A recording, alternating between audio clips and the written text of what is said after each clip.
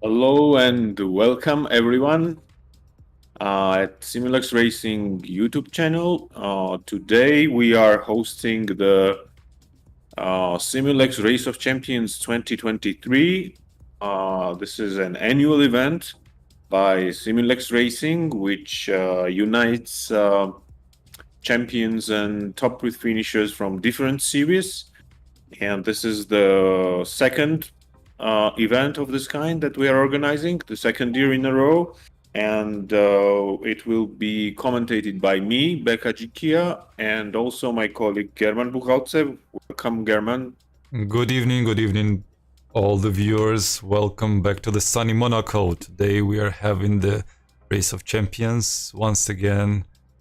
Very glad to have this event. It's very intense battle will be today between all of the participants. We have 16 of them today.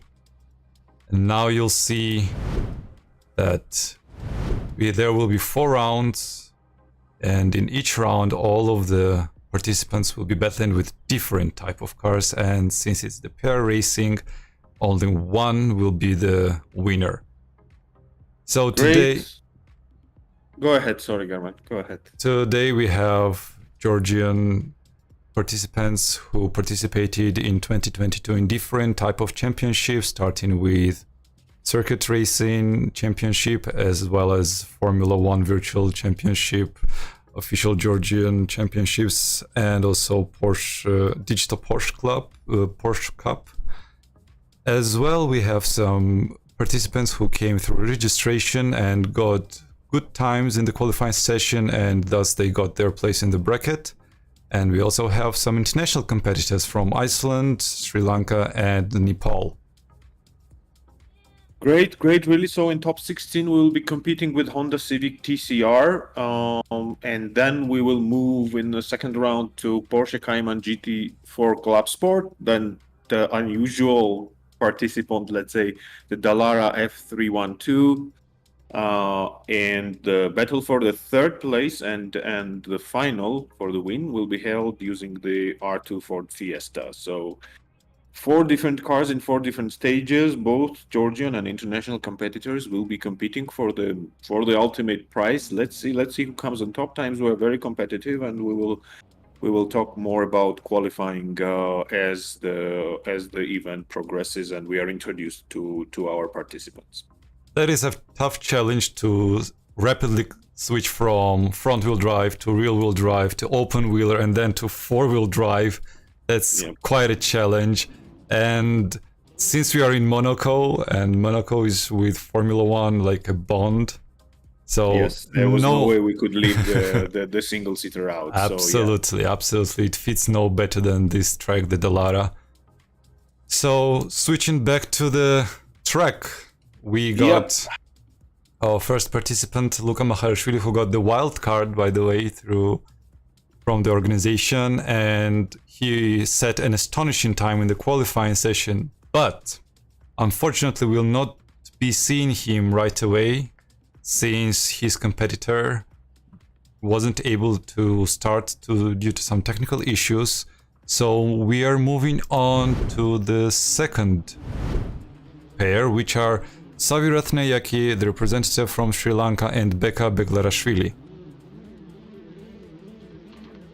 Okay, let's see what they can do. So our race director will now invite our participants to enter the track and take the start. They are already at the start, waiting for the lights to go out. First pair of the day. Wish them good luck and see who comes on top.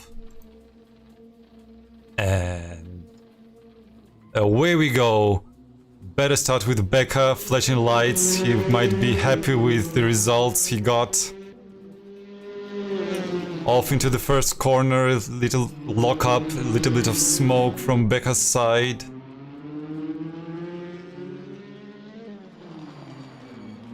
Savi's coming down from the ramp through the fast section into the hairpin. Okay, so this is the hairpin. Some drivers use the handbrake here, others prefer not to. So none of them actually used the handbrake this time around. So let's see how they progress through the end of the first lap. Now they are into the. I see Savi is in. Becca is in last corner. He's now finishing the lap, but Savi is ahead. But that doesn't mean that he's actually leading the race because the distance of the inner lap and outer lap differ. The outer lap is longer, as usual in this type of races. So we will only see in the end of the race which of them is going to come out on top. So let's see. They are into the last section of the track. Last section, last couple of corners. Becca Beglarashvili comes into the last corner, a little straight coming up. Savi's into the chicane, coming in, and he across the line, he finishes in first. Congratulations to Savi. Well done, well done. Savi leads 1-0. Savi leads Becca going into the second heat. Let's see if he wins the second one, then he's through to the top 8. So well done here from Savi. Well done from both drivers. It was exciting to watch such a close race in the very first round of the competition. So really good. So let's see what 3/10. Despite of a small hiccup at start, it was a nice finish. Well done. Moving on to the next race. We are waiting for the start of the next race. The drivers will be put on the grid, and they have to switch positions now, and which is done by our race director, who is in charge of all our, let's say, driver activity. Let's see now where we are. And they are set. Now Becca Beglarashvili starts on the outside, Savi starts on the inside. Let's see how this duel ends this time. And here we have the red lights. The final red light is on, and off we go to the start. Both drivers start approximately the same. Okay, so they are into the distance now, neck to neck. Let's see. They're into turn 1. Again, a small lockup from Savi. And I cannot see Becca somewhere in the shot.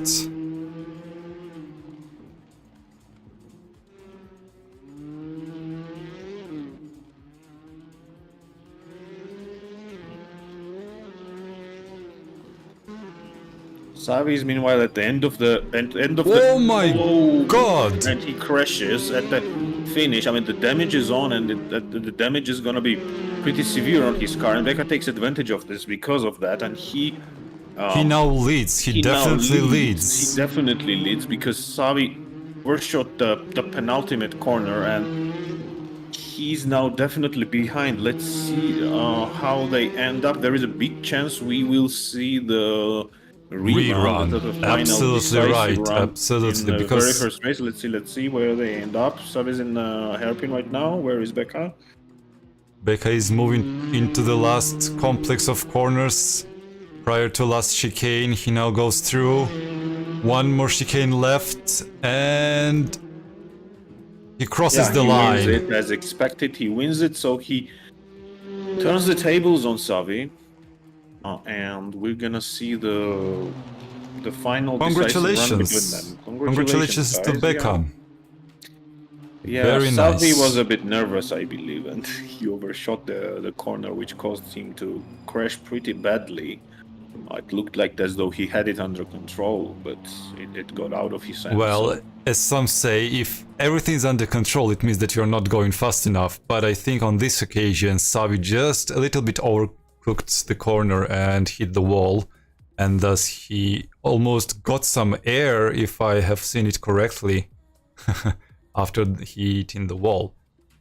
Anyways, the car now will be all set up once again, completely fixed, completely new, brand new, thanks to our virtual mechanics.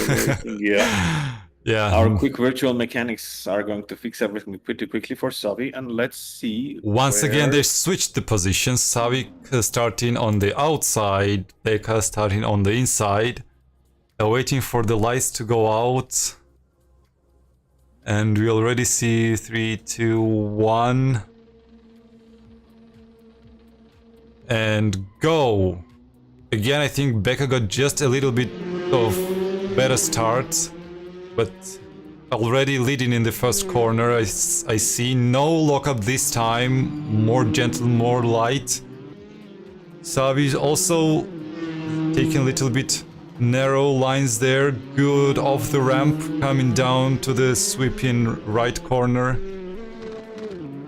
Closing up to the chicane. No handbrake, no drama, very tidy, very nice indeed. Switching back to Becca, he's approaching the last corners of the first sector, going through chicane 1, chicane 2. He's very cautious, I think he just clipped the wall on the inside. They are very close, I believe. They are very close from the way it looks and from what we have seen during practice. And there is a mistake again from Savi. There is a small mistake from him.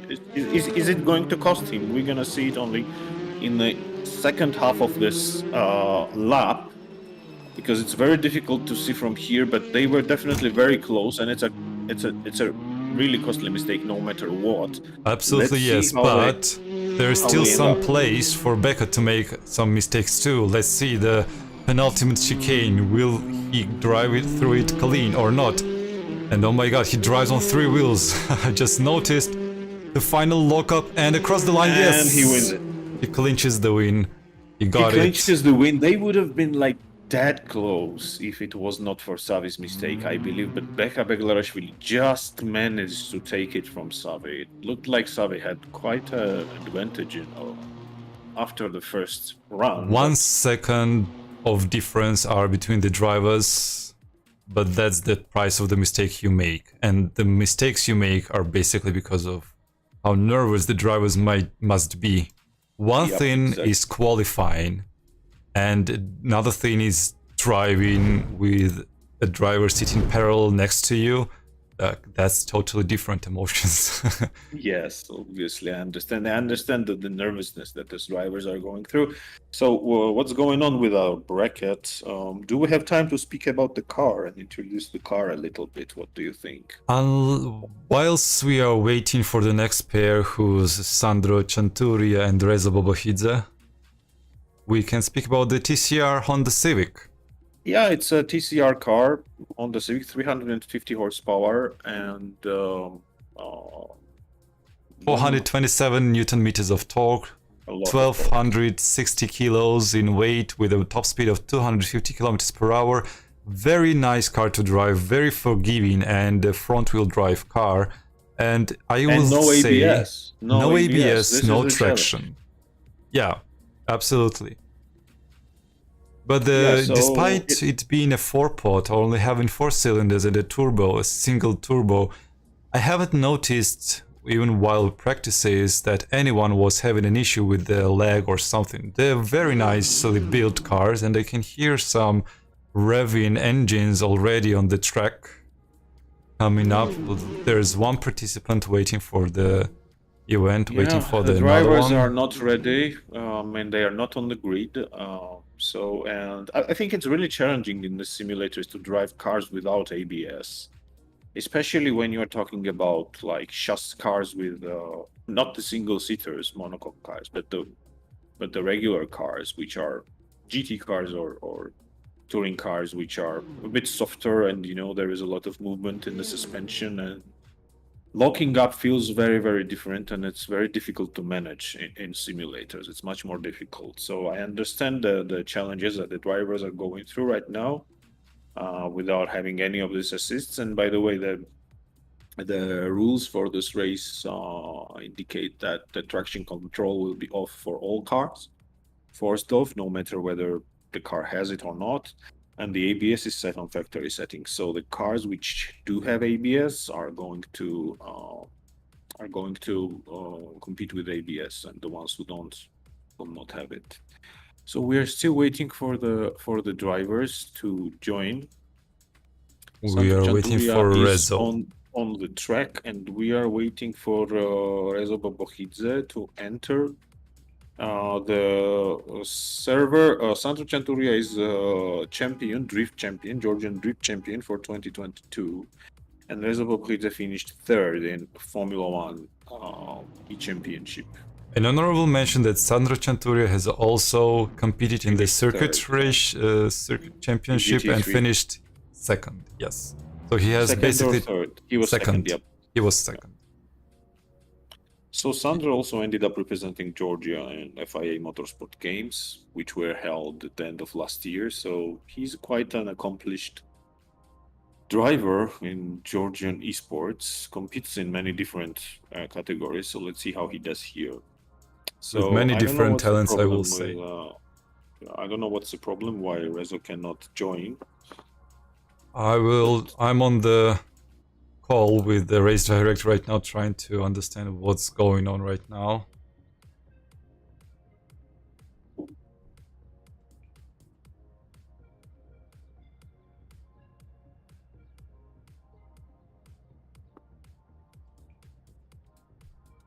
Okay, the second competitor asked for a technical 1 minute waste time.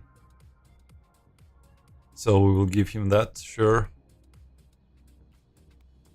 As in real life, the cars might struggle for some technical issues, but since it's all online, there might be some issues with the hardware or software. And there's always some time needed to fix that. Just as well, like in real life, you might be fixing your car with some duct tape or zip ties maybe. And here maybe just simple restart of your PC or hardware in general might help solve the issue.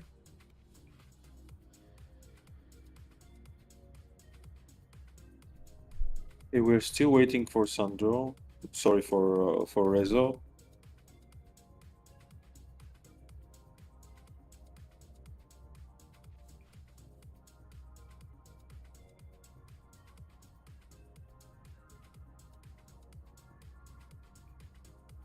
Oh, and by the way, for those who don't know, the esports team competed in the real Race of Champions this year, and they even managed to beat Team Finland in the Nations Cup. Oh yeah, I totally forgot about Becca, that. Hakon and Valtteri Bottas. So virtual Race of Champions has definitely gained a value because of this. So it's really interesting to see how these drivers move into the real world and compete with real drivers. Well, there are multiple occasions of pretty decent results of a sim driver moving to the real life racing and competing good in there. And one more proof, as you just mentioned, like a sim racing driver beating the Formula One champions and drivers, like no matter when they were the champions or the drivers, but anyhow, like just imagine the difference in experience you get from the Formula One racing and just sitting at home racing on the PC. You have no G-forces, no other physical information received through the car that happens in the real life. So you're just basically down to your sim racing hardware, and through your hands you feel the car, you drive it, and then you come up to the real world, sit in the very same car as your competitor and win. Like, that's insane, and that's very nice, and I'm kind of proud of that sim racers are capable of doing that. Okay, I think the driver is yes, managing to connect finally. So the drivers are on the grid. Now on the grid, the drivers are waiting for the lights to go out. Sandro Centuria on the outside, Rezo Popride on the inside. Let's see who got the better start. And they start exactly the same. Very good timing for both of the drivers. Moving into the first corner, I think Sandro was a little bit ahead. A small lockup from Rezo. Moving very nicely into the first corners.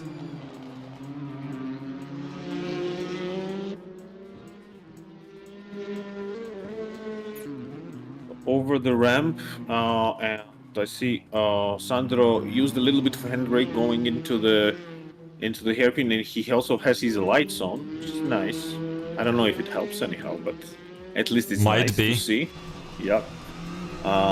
And he's into the last corner. I think Sandro has an advantage going into the second lap. German, a little bit of Might advantage, be, but it's might be. not much. So Like, let's see how they handle the. 4 tenths, And there is 3 a mistake tenths. from Oh Sandro. no! Mistake touched from the Sandro. wall. That definitely cost him a couple tenths at least. So let's see how this He reduced ends his up. advantage to a lesser values. A Yes, big definitely. lockup on the rear from Rezo Bobohidze coming to the chicane. A little bit shallow on the inside. Probably will cost him a little bit of time on the exit. And Rezo and Sandro's coming close to the last chicanes and he's well ahead. Oh my god, drifting through the last chicane and across the line he goes in the first position. Or is it? Yes, he won. He definitely won the first duel. Moving next to the second round that will start in just in a couple of seconds. Yeah, so it seemed like going into the second lap, there was not much difference between the two drivers, but then Sandro emerged victorious with quite some margin. So that was surprising. I think Rezo himself made 2.5 seconds few difference. mistakes. It didn't Yeah, look as much as it appears in the timetable, apparently. That's also surprising. Wow. Wow. Yeah, let's see how the second hit goes when they switch positions. If Rezo will be able to move this heat into the third round. Let's see. Let's see. Now Sandro is starting on the inside and Rezo Bobohidze is starting on the outside.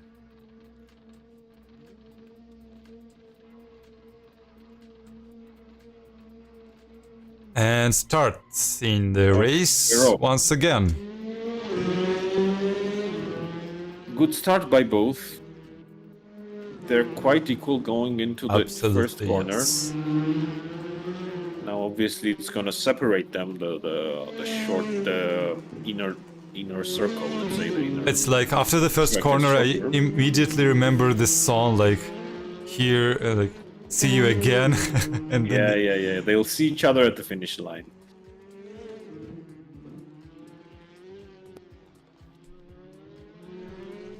So Sandro is already close to the finish of the first lap, while Rezo is just exiting the last corner, and Sandro is going into the second lap with quite an advantage. I see. He should have it in the back, but he again overshoot and made a mistake. But also did the Rezo. He made a lockup and his car didn't want to turn into the corner. He wanted to go the opposite direction. Yeah, it's really tricky with these cars with front-wheel drive, and no ABS. Absolutely. Really so much air will unsettle the car on the getting of the ramp, which also reduced the speed of the car going through the next couple of corners. Both drivers are similarly close in the last corners. And who's coming to the first? It's Sandro. Sandro. Yeah, he wins pure win. He wins the second run as well and makes it into the second round. So we're gonna see later who is he going to meet. And let's congratulate Sandro. So the drift champion beat the Formula One. Yeah. Top 3 finisher. So yeah. But that was the front wheel drive. I really wonder how they will all compete in the next rounds. How easily will they adopt to the Porsche Cayman GT4 Club Sport, and then moving on to the open wheeler.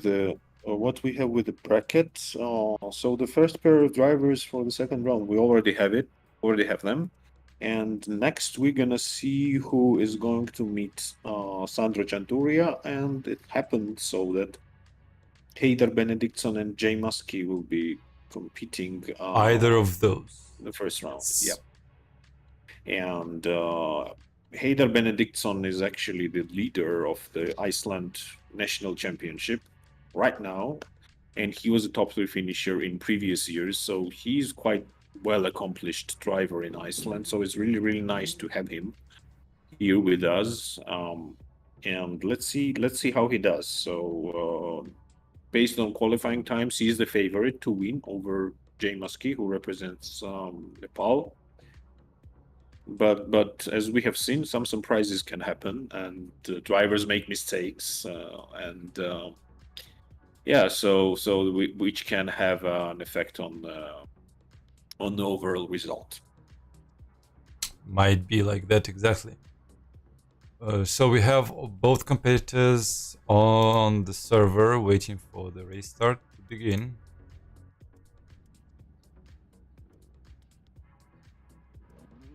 But I think there's a small mistake. And what is that? Somehow Jay Masky is on the outside, which I think is a mistake. But okay, let's see. But they will be able to swap positions later on. True. Off the start they go. Haider Benediktsson has a better start. Yeah, a little bit better start from Haider. And they take the first corner. None of them made a mistake, so Very tidy through Jay this. Jay is very, very cautious over the ramp.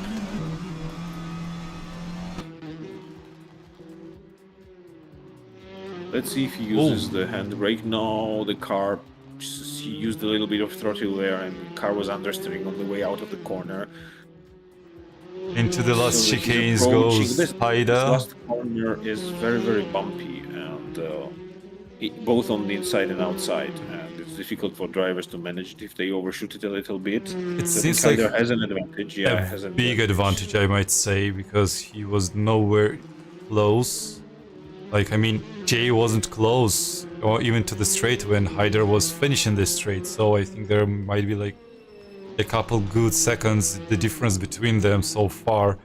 Also, no handbrake in the hairpin from Haider's side. Over the top goes Jay, flying over the ramp, going into the last couple of corners. Approaching the finish line, coming soon, and across the line goes Haider Benediktsson in the first position with a win in the first duel. And here comes the Jay Masky. Congratulations them for the first race. Here comes another one.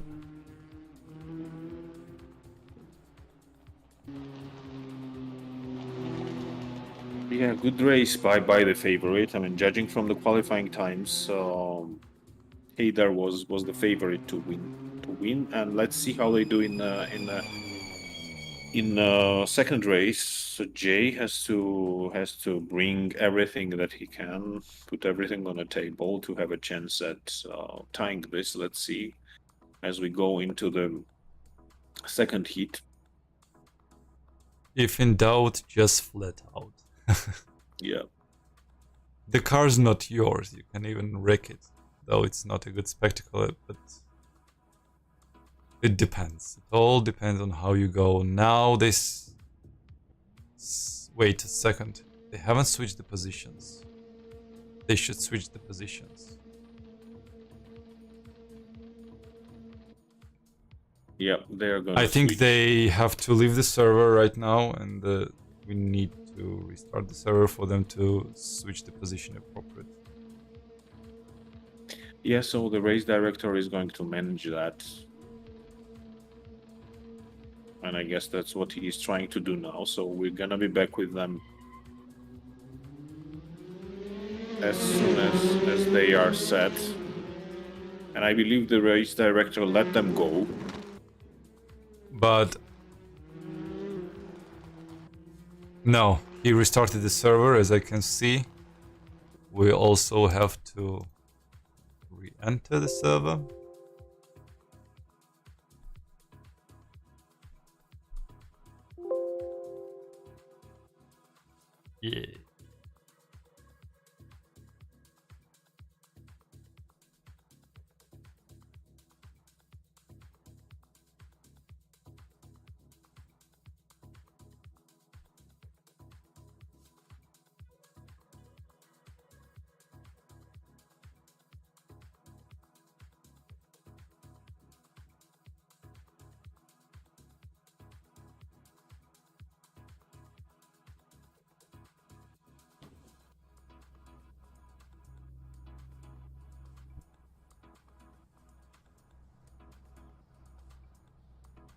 So we are waiting now the drivers to join in with the right sequence, and as soon as they are on the track, the race, their lights are gonna go out, and they are gonna start the second heat.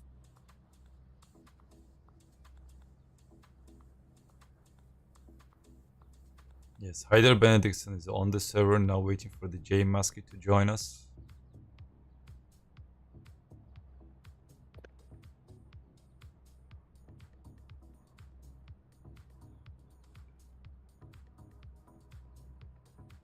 And he's joining us already. A driver from Nepal, if I'm correct, right? Yes. And we are waiting for them on the starting grid. Okay, both of the drivers are in the server.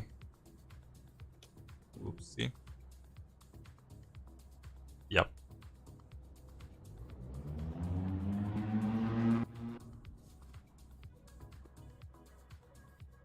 And we have Haider Benedictson. Waiting for the lights. Haider's on the right. Oh no, he's on the left. He's in the right spot to be, and there we go, starting the race.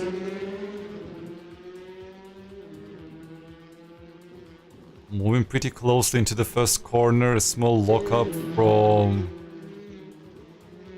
Haider. Going very smoothly from off the ramp, coming close to the wall, getting to the brakes, into the corner, close to the hairpin. No handbrake. Is he gonna use the handbrake? No. No, he's not using it. They don't like the handbrakes. I mean, I want to see the handbrakes. You will. We have the WRC Ford Fiesta, so there's no chance of you driving it without a handbrake. It's a rally car. But we are with the TCR Honda. So far, the front-wheel drive car. On the final laps they go, and very, very close, following Haider. Haider has an advantage. They were very close at the end of the first lap, so it should not be that close at the finish. Yeah, that means for Haider, he's got an advantage. He's already got an advantage going into but the second off the lap, ramp. yeah. He's into the fast section while Jay is in the hairpin. It's a very tricky section. Like, it depends on how and when you put the throttle input B, and then it depends either you'll be clipping the wall or not. And he goes into the last corner, and where's the finish line? Oh no. Yeah, quite an advantage, yeah. So he won clearly. So he's into the top 8, Haider, the leader of the Iceland National Championship, and the top the finisher in a number of championships in earlier years. So the favorite managed to win this clearly. So and we should now get ready for the next pair of drivers. So German, can you tell us who are they going to be? The next drivers will be Sandro Tavartkiladze and Giorgi Khmaladze. Well, wait a second. But, we already got his name to the next round, which means... Because Giorgi Khmaladze had technical problems, so he could not join, and he retired himself from the race, which means Sandro Tavartkiladze makes it through to the second round automatically, and we will have to move to the next pair, which is Saba Porsche and Luca Porsche. So Sandro Tavartkiladze is, by the way, the GT3 champion. Acting GT3 champion, 2022 Georgian championship. As for next pair of drivers, Saba Porsche is the second place finisher in the Formula 1 championship, national championship, and Luca Porsche on the Rookie Cup, if I recall correctly. Luca Porsche was the Rookie Cup champion in 2021. You're correct. He participated in this year's Rookie Cup championships. On one stage, he gave us a visit. He got in through here, through the registration, and here he is battling for his place. Okay, Alright. the drivers are set.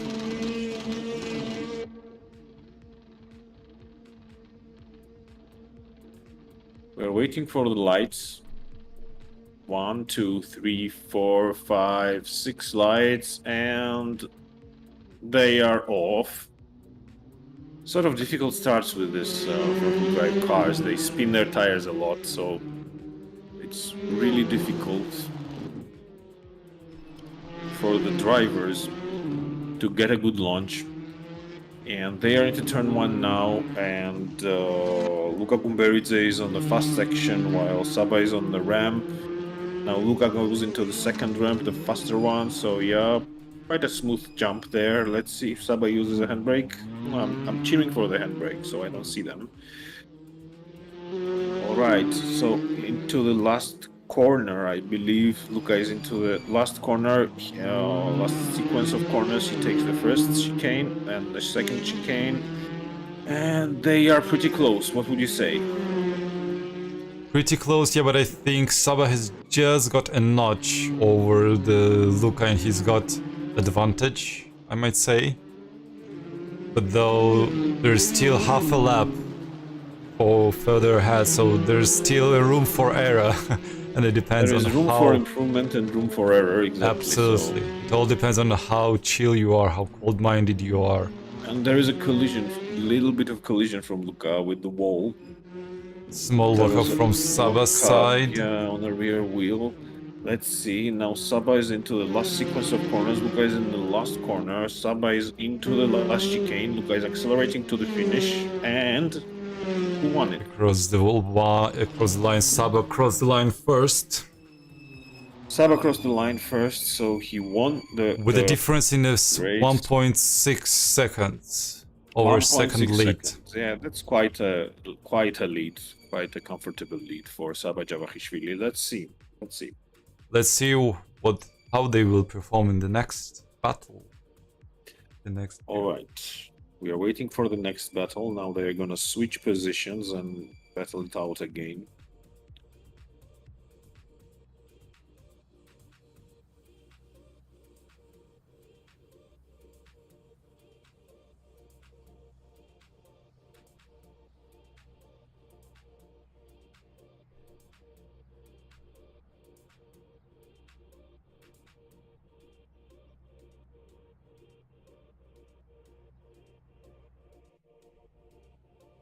And they're on the line. They are on the grid, exactly.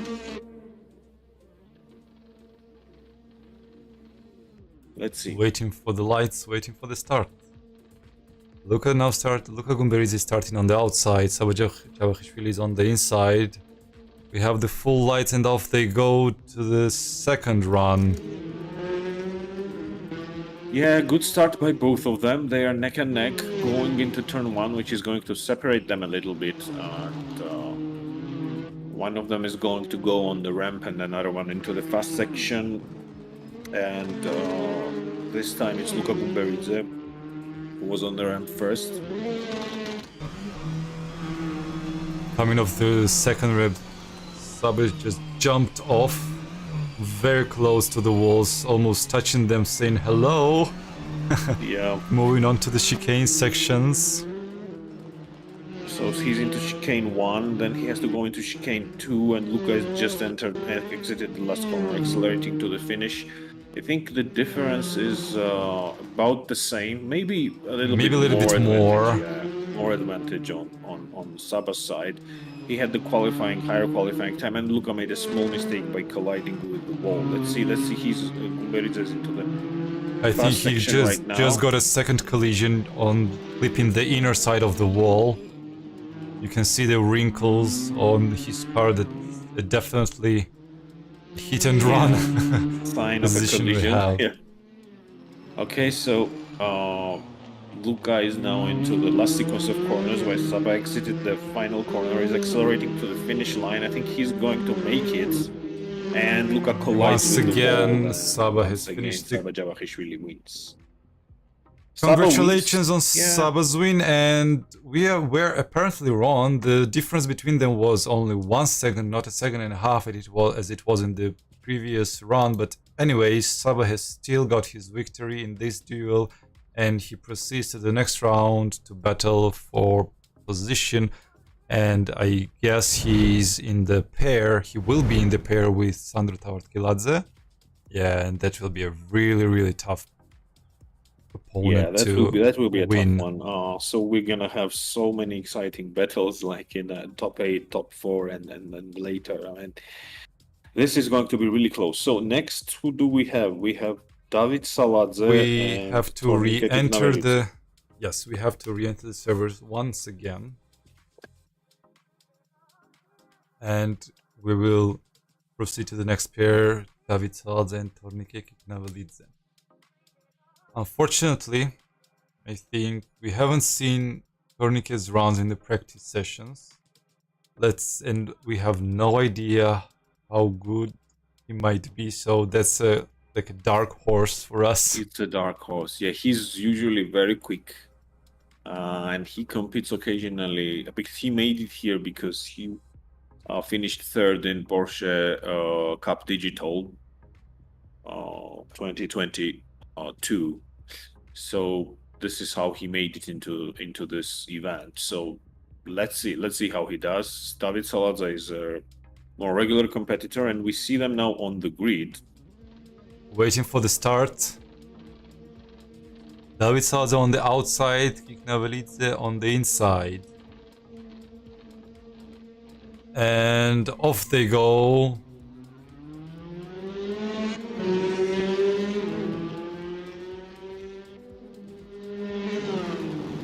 Off they go. Good start by both of them. Let's see, they're into the first corners.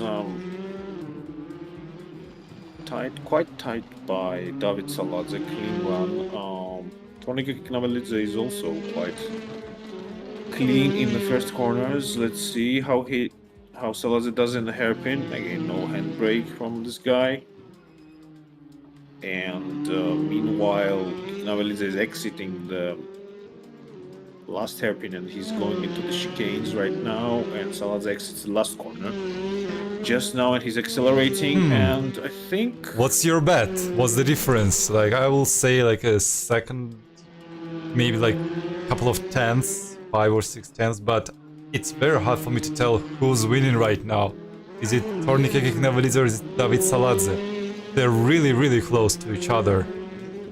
Yeah, really close. I mean, it's gonna be a close finish. Let's see. Over the ramp goes Saladze. Quite a jumping. Oh, Tornike Keknavelic used the handbrake. Finally. Finally, he has my personal prize for this, for sliding his car into that hairpin. Driving on 3 wheels, locking up the 1 wheel into the corner Saladze is approaching goes. the last chicane, and Keknavelic. Oh my, so close. That was so close. That was close. But David Saladze got the win just by By hair, 200ths of hair. a second. Yeah. 2/10 of a second, sorry. That was serious stuff. I won't say that was by the skin of his teeth yet so far, but like 2/10, that's really decently close. I'm really impressed. But furthermore, there's another round. And There who is knows? another round. Who knows? Yeah, Maybe who knows how... Keknavelic will win. So Yeah, so he's gonna start from the outside now, Tornike Keknavelic, right? yes. So in case he wins, there will be a rerun. Yep. And he will be going back again to the inside. And there will be like a title decider for their pair. Who's gonna take the victory and who's gonna proceed to the next round. Okay, it's really close between these guys. So let's see how the second run goes. Do you think It's the getting mistake more and is more going interesting. to decide?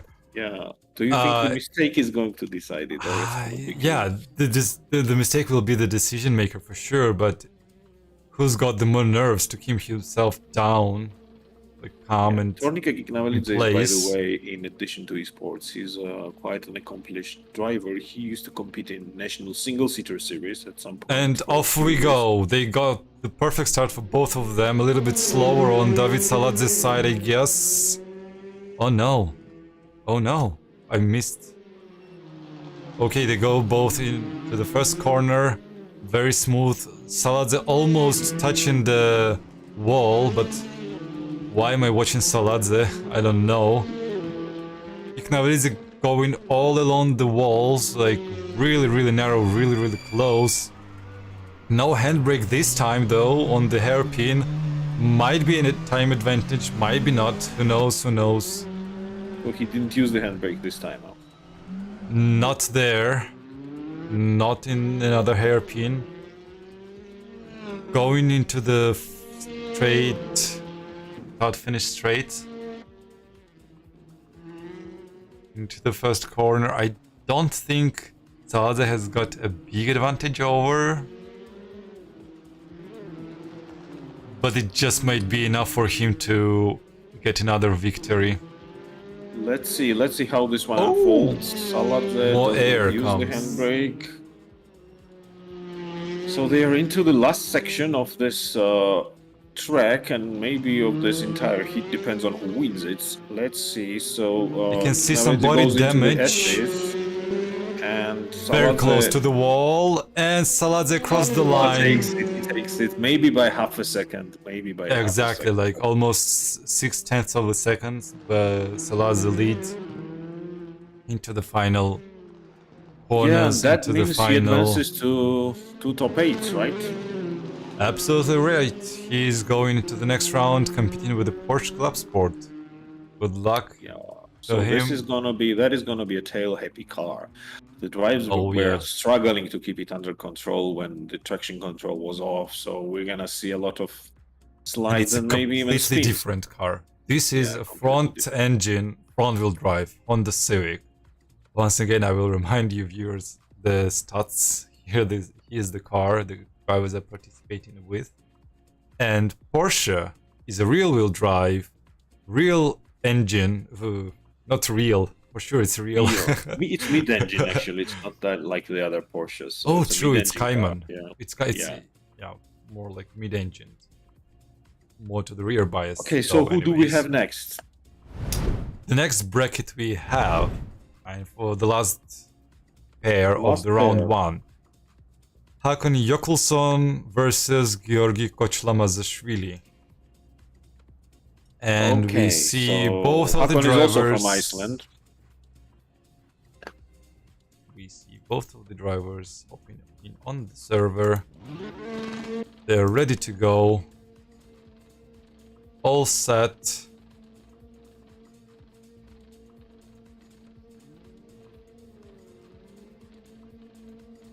The lights are red and shining bright.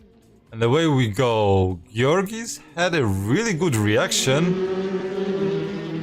He got a better start, definitely better start, which gives him a couple tenths ahead. I mean, but will that be enough? Will that be enough? That's another question. They just started the event. All of the rears locking up, giving out some smoke from the Hakon's side. I can already see some body damage. I think he just got in touch with some of the walls. Pretty tidy on the hairpin, no handbrake whatsoever.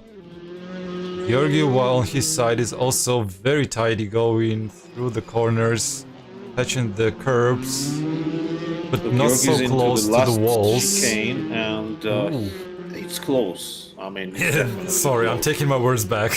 That was really close. It was like on the verge of death.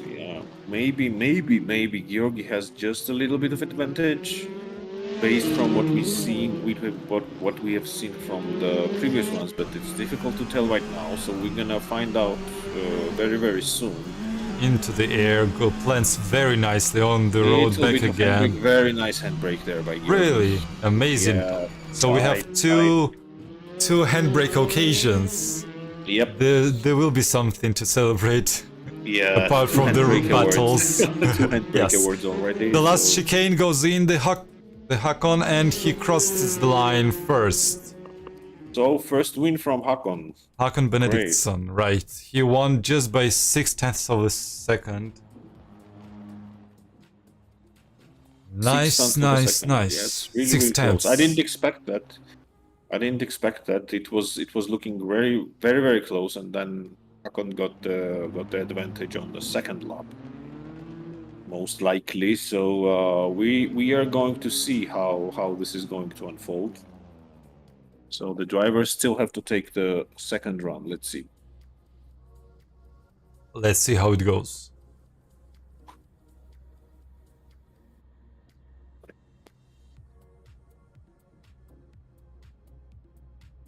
A little bit of calm and peace, of serenity on Monaco, while the drivers are mentally getting prepared, mentally and physically getting prepared for the next run.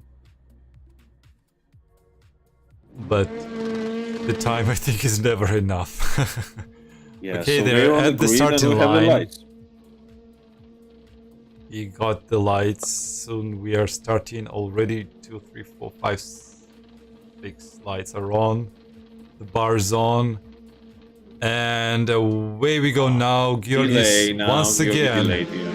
Delayed the start. He just went into the start just a little bit slow. He just missed the red lights. So is it going to cost him? Hard to tell. I think Hakon once again touched the wall on the inside in the first corner. But that doesn't mean it wrecks the car completely. I think it's in perfect working order as far as I can see how fast he goes through this area, through this speedy section into the U-turn, going to the first chicane. Approaching the second chicane comes also Giorgi very close on the start-finishing line. I think this time around the difference might be merely a tenth of a second if Giorgi doesn't make an error. The driver who gets a cleaner lap now is going to win it. So they are more or less equal. They're like neck and neck right now. Yeah, so let's see who gets the clean lap. Nice jump there from Giorgi. Wide, narrow, wide goes Hakon. Doesn't use the handbrake, and they're into the last section already. Little bit jump on a curb from Hakon's side. Last Giorgi curves coming in. And who will come? Here who is winning it? Yes! Oh no! or yes. I told you it will be less than a tenth of a second. Oh my! And it really is just a notch. 0.004 of a second less than a tenth. So like, it was very, very, very close finish. And they will be doing once again a rerun for this. So it's like 1-1. One victory for Hakon Benediktsson, a representative from Iceland, and 1 point for Giorgi Kochlamazashvili. Wow, that was pretty close. We are in top 16. We are in top 16, and we already had 2 reruns. 2 reruns. I think we might be having some more as we will be proceeding further on. Yeah, if drivers are this competitive, we will have to stay here for a long, long time, German. Comment this race. Well, if it will be that close, if it will be that close racing, oh my, I'm down. Like I don't mind staying here for long as long as this will be as exciting as it is right now. Starting the final round of the duel. Hakon Benediktsson on the outside, Giorgi Kochlamazashvili on the inner side, gets a better start. Giorgi goes into the first corner. I think he was just a bumper ahead into the first corner, goes in. This is going to be a thriller. I mean, it's going to be close. There is no way it's not going to be close. Because both races were very close, and now we are into the decider, so I don't expect anything less from his drivers.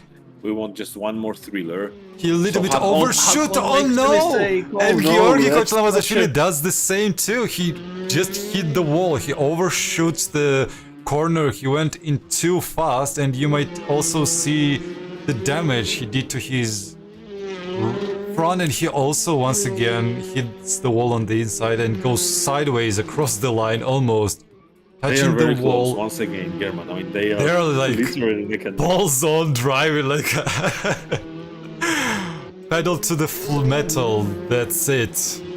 They don't see anything that happening we around. We have like probably 30 seconds more of this, and let's see how they end up. So over the ramp goes Hakon. Handbrake. Giorgi is using handbrake very nicely, very tidy, good on acceleration. Hakon hits the wall a little bit. Is it going to cost him? I mean, he just touched the inside Coming wall out of the last turn. They're so close. They're so close. And Giorgi is taking it by a hair. I mean, come on. That was a hell of a amazing. fight. That was like God. one of the that's the best battle to finish the top 16, guys. I have no words. That is amazing. We agree on that. That's amazing. Now what Giorgi feels like, he's probably jumping around his room right now. And is his car moving? Can we see it? Oh my God! He's trying to catch really a breath. I think like his heart might be bouncing like out of the chest right now. That was intense. Oh my! Oh yeah. So and that does our top 16, right? Yeah, we are done with our top 16, and so into goes the second round.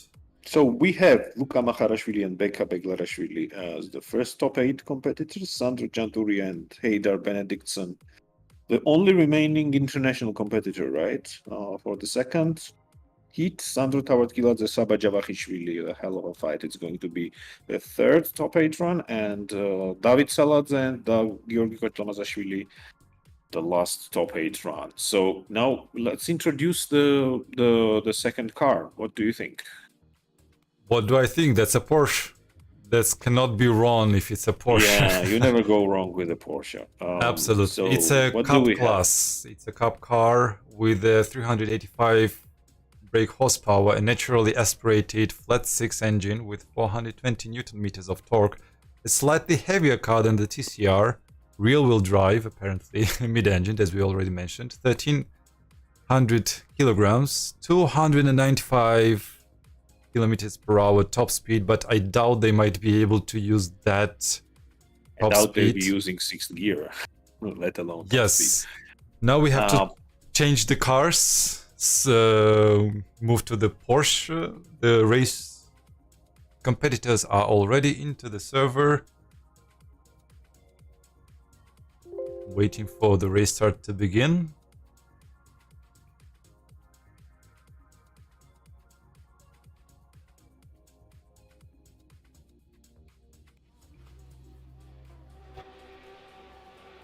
Oh, I can hear the engines revving.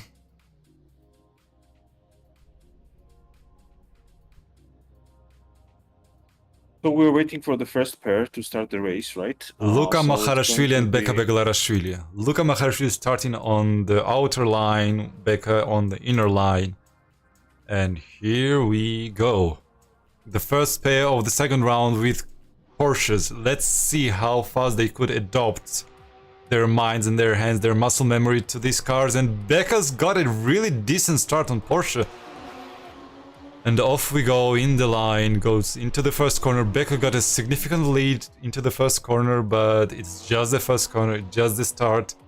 Very tidy. I love how these Porsches move around, German. I mean, they are spectacular. Like, they move like they are poised. I mean, the nose authority on this mid-engine cars is really great, you know, and they just are able to negotiate tight corners better than the front-wheel drive cars, even though we had a TCR car, which is a full-blown like a race car, and Porsche Cayman Club Sport, it's basically a modified street car. Walls. Becca Beglarashvili hit the wall.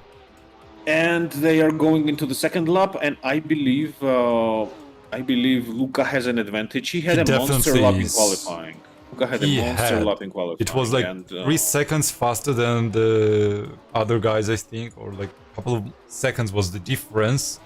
But that was TCR. This is Porsche, and I'm still impressed. This is a different car. Yeah, this is a different car. It doesn't mean anything. So the drivers were qualifying to determine the grid with the TCR car, the one that is going to. No! It's more wheel spin, more drifting on the Becca side. He hits the wall. Yeah, that's really exciting. I love it. Tricky car to drive. Yeah.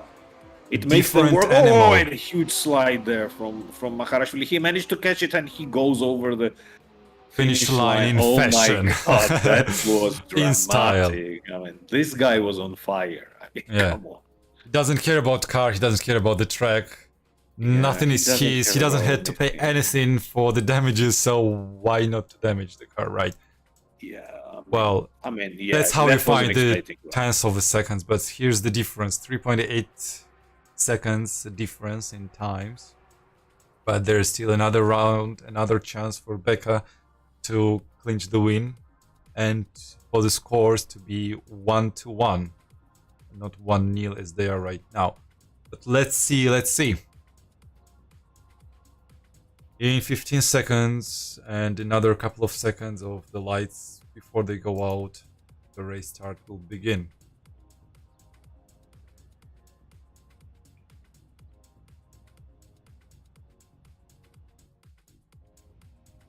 They switched the position, they are ready to race.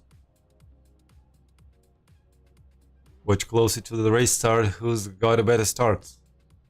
But as the previous race the shown, lights are coming. 3, Luca's 4, on fire. 5, 6, and who gets a better start? Let's see. The lights are out and away they go, and they are quite good, both of them. Very nice start, very neat start. Yeah. Oh, glowing brakes, and Becca was almost sliding into the first corner with his brake discs glowing red, and he drifts through the fast section of the ramp he goes. Let's see how he comes into the hairpin. Very neat, but spins the car. I think the curb just got him. Struggles on the steering a little bit. Kharashvili is already into the last sequence of corners. He's into the last chicane. More struggles. To finish the lap already, and he has a very, very big advantage on Becca now. Becca made a few mistakes in addition to the fact that Luca was quicker on the lap, and that put him at a significant disadvantage. I think Luca should seal it. I think there is no need for him to attack. It's better to drive safe because he's already got a victory so far. I think there's significant time difference and no point in killing your victory run just by simple mistakes. So just drive safely. Luca uses the first gear into the last corner. Drifting! Becca is drifting. Yeah, you can see. And Luca has won it already. He has won it already by quite a margin, I think, about. And I think the cameraman was just mesmerized by the drifting skills of Becca, but that unfortunately was not enough for him to get the victory. And this time around, he was a little bit slower, 5 seconds of time difference. Yeah, he made the mistake in addition to the fact that Luca was simply too quick. So this is why we see such a big difference. But anyway, he made it into the second round. Well done for him, and let's see who is our next pair of Sandro Chanturi and Haider Benedictson. They both Haider, drivers have the last remaining international competitor out of the 4 that we had, right? And they were very close into the qualifying session. There were like a couple of tenths between them, like 1 or 2 tenths in the times. Both qualifying 4th and 5th accordingly. And now they're already on the server waiting for the race start to begin. We can switch the overlay on top 8 on top of the screen. Both drivers are ready, revving the engines. The lights are red, the buzz is red. And away we go. Both have very good start, a little bit slidey with Sandro Chanturia. Sandro is in the red car. I mean, good start by both of them overall. They are quite close going into the first corner. Sandro is driving very carefully, not sliding the car nearly as much as Luca Makhavarashvili was doing with the same car before him. So goes over the ramp. Haider plants nicely, but a little bit bouncy on the exit. This is generally quite bouncy car for this track. It's quite stiff. It's much stiffer than the TCR car, and one more slide was a heavy foot issue, I guess. Oh, sliding close to the wall, going into the chicane, almost kissing and tapping the wall, and that's a close run, really close run. I can see the discs are glowing red once again into the first corner. Going onto the ramp, sliding and like throwing sparkles from underneath the car. Sandro is now going over the ramp, quite a big jump. Oh my god, that was an aggressive. That was an aggressive, and oh Haider my god, Benedictson makes a mistake. No, what did you do? Makes a big mistake. Oh my god, That will that's cost the lack of traction lot. control. That's putting your car in the first gear. And Sandro just crashes it. He nearly crashed it. Oh my god, he barely survived it. But he had a big event. Unfortunately, Benedictson has made a bigger mistake, and that cost him more time to Sandro, despite his mistake. It results in almost over 4 seconds of difference in the race finish time. Now, Benedictson should be kicking himself in, because if not for that mistake, he would have won, because Sandro made a mistake. Absolutely. Absolutely. And I really want to see the next clean run by both of them. Yeah.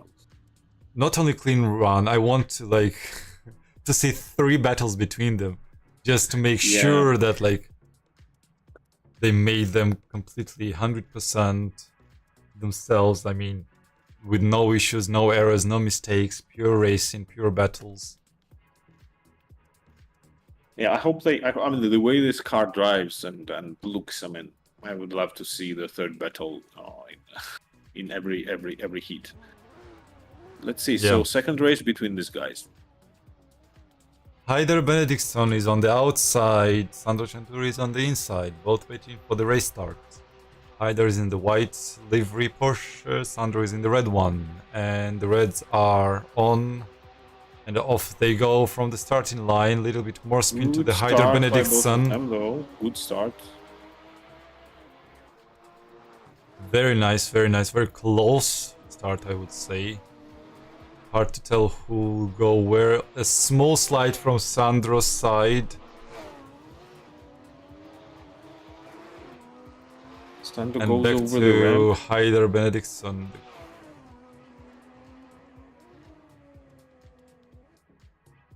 Sandro is sliding it a little bit. Haider does the same. Oh, and a good drift there from Sandro. Did it cost him? We're gonna see. I mean, let's see where they end up. Sandro exited the last corner, but Haider is just right there. And I think Sandro has a little bit of advantage on Haider. What do you think, German? Might be the case. 2 or 3 tenths of second. Might be just enough. If Sandro finishes his lap without a mistake, he might be getting a clean win. But if only a small error comes in his hand... drifter is drifting his Cayman now. Very good drift. I mean, you can see that he's a drifter. I mean, come on. Even though drifters never used mid-engine cars, I remember some guys were using MR2 in Japan. But anyway, so we're close to the finish. Haider's made a mistake. He got into a big slide coming from the first chicane, and that cost him a win, unfortunately. Yeah, but luckily for Sandro, congratulations Sandro Gianturi on his win with half a second lead over Haider Benedictson. He's trying to demonstrate his drifting skills right now with the Porsche. Not quite a drift car. Close battle. Very dramatic, I would say. There's always an if, and I wonder what it might have looked like in case they both drove clean laps in the first round. There might have been a different outcome from this second race and might have been the third race. But anyways, it is what it is. Who do we have next? Let's look at our bracket. Actually, I'm a little bit disappointed that we have run out of our international competitors. I mean, although we are neutral, I would like to see more international competitors. But we must say that it's their first and they were in minority, so it's their first time participating in the virtual pair racing, race of champions type of events. So our competitors are kinda similar, not well known, but they feel more at home, I think, in this environment. Yeah. So they had this type of event last year held on Wimbledon. in England on a different type of layout, different cars, but in general, a lot of similarities. So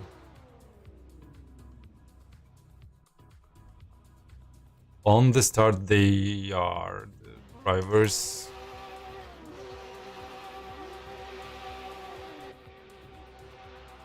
Sandro Tavartkilas is on this outside, Saba Porsche on the inside.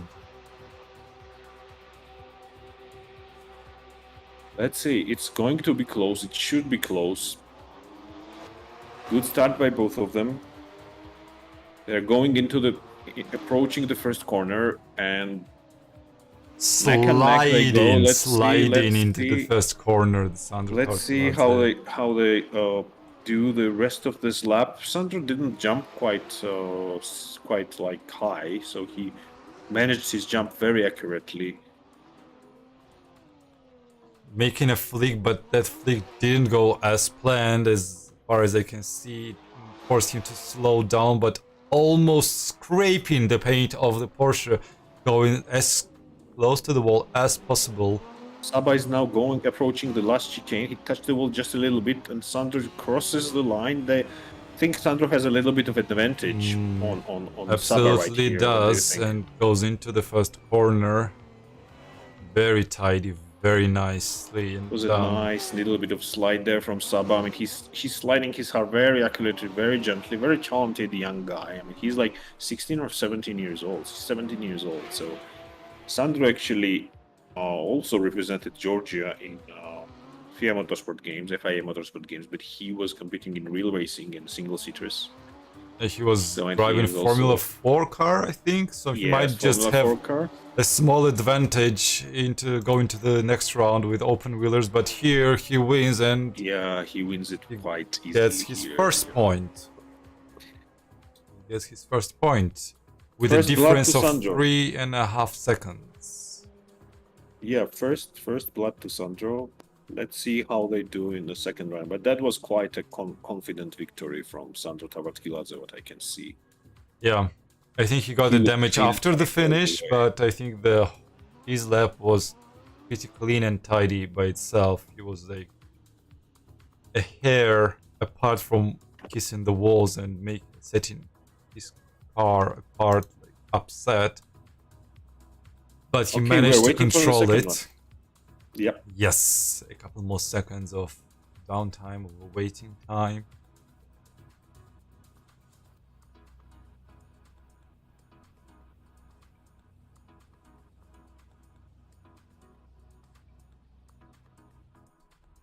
And they are on the grid. On the grid they are indeed. Now they switch the position. Sandro Tavartkiladze is on the inside. Saba Porsche is on the outside.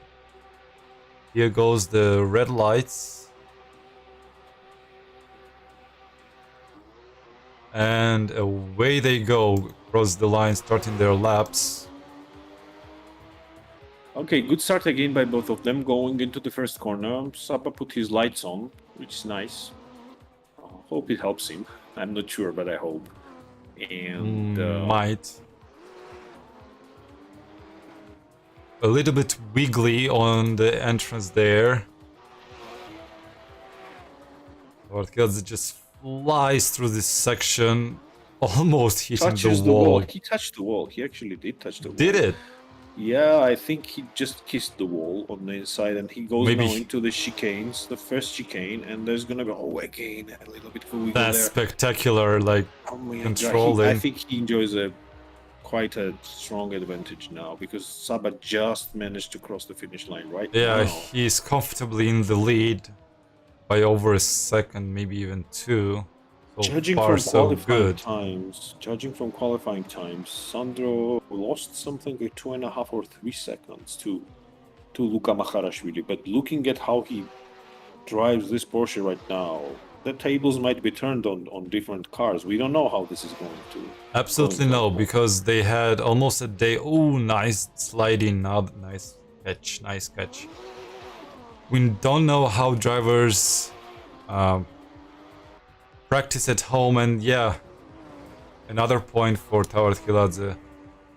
Quite a confident win. Not not quite that margin that he enjoyed in the last run, previous run, but quite very comfortable win, and he advances into the top 4. So do On we to the have next another? round. The Do we next have? pair. Yeah, we have the last pair in We have the the last second pair. round. David Saladze versus Giorgi Kochlamazashvili. And All right. that battle will identify the last participant in the Of the semifinals. semifinals. Yeah. Absolutely, yes. Let's wait for the drivers to come in.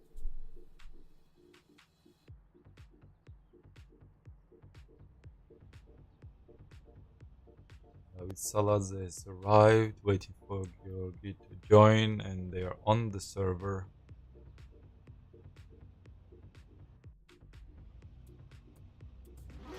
They are waiting for their start.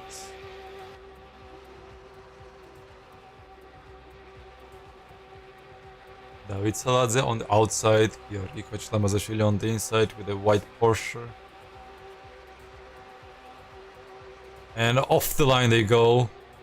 I think they had an identical start, both of them.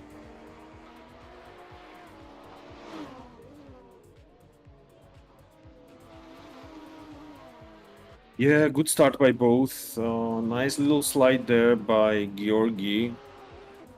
Oh, such a risky landing, but Saladze managed to catch his car and continues driving. I don't think that will cost him much, but just might be, as well as this extra wheel spin on the acceleration out of the hairpin.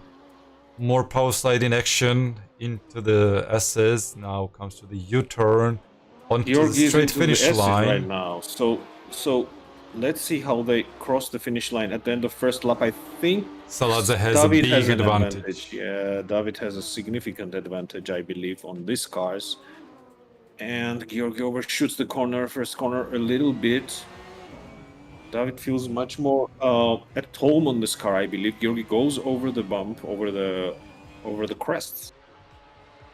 Saladze does the Off the same. ramp, jumping, bouncing the cars, not thinking of how badly wrong might the suspension go off, because it's not real racing, it's virtual racing, so everything's allowed almost. And Saladze is coming to the last chicane and across the line in sliding fashion, quite acquiring win his for him, first point in this duel with a win over Giorgi Kochlamazashvili, a time difference of almost 6 seconds. Very nice driving from David Saladze.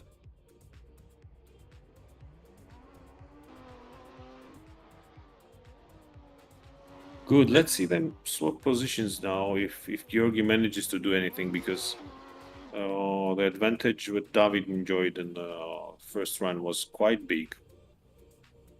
Let's see how they do. We're waiting for a few more seconds for the drivers to appear on the grid, and then we are going to resume.